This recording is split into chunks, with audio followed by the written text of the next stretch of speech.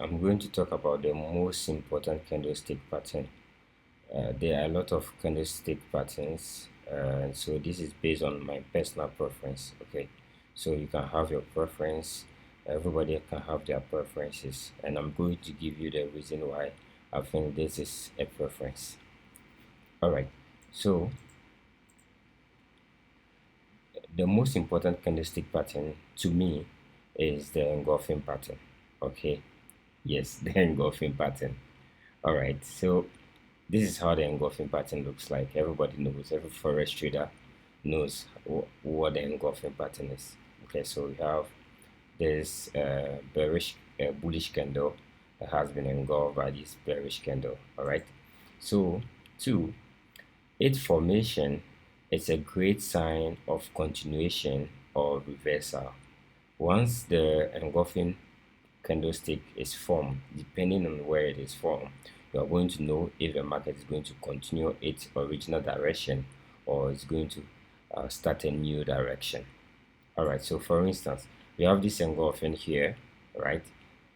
um, Look at the way I marked it. I marked it from the wick. Okay, so this engulfing here, then because of where it is formed, price comes back after opening this bullish bearish candle, goes back to the engulfing before dropping. So this is a sign of continuation. Okay, third, even when it fails, it will be reused in the new direction. So when the engulfing pattern fails, for instance, we have this engulfing, price comes and breaks that particular engulfing. You see that the engulfing has been broken, it is lost, the engulfing has failed. Okay, it will be reused. See, right now price is reusing this engulfing to continue in the new direction. All right, okay, so the second point is that every great reversal pattern has a higher time frame engulfing as its confirmation. So if you are a pattern trader, then you know what I'm talking about. Okay, great reversal patterns such as Quasimodo or its manipulation QMR or QMM, right, have engulfing SNRC1, SNRC2, and any many other patterns. Okay, have the engulfing as their higher time frame confirmation. So for instance, this is a Quasimodo. So we have a high, a low, a higher high, and a lower low. And you know that with this kind of pattern, the entry is around this place, right? The left shoulder. Okay, when you go to a higher time frame for a proper Quasimodo, you are going to see an engulfing pattern. Okay.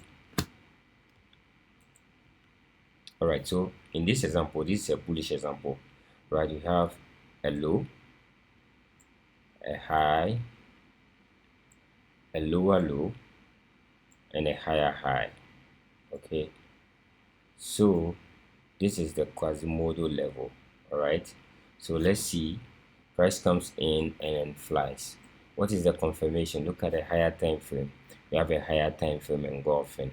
So this one of the reason why the engulfing pattern is important. Okay, all right, so next, so this is my final point. Interestingly, there is a relationship between SNR and the engulfing pattern. SNR levels have a certain relationship with the engulfing pattern. Okay, in this video, maybe I may not talk about all the relationship. All right, so the first one is that an engulfing is a breakout of an SNR level, either the open close level or the classic SNR. Okay, and then three, or secondly, in every engulfing there are at least two SNR levels. Okay, so this is an example. For instance, first one, we said an engulfing is a breakout of an SNR. So for instance, here you see we have the OC SNR,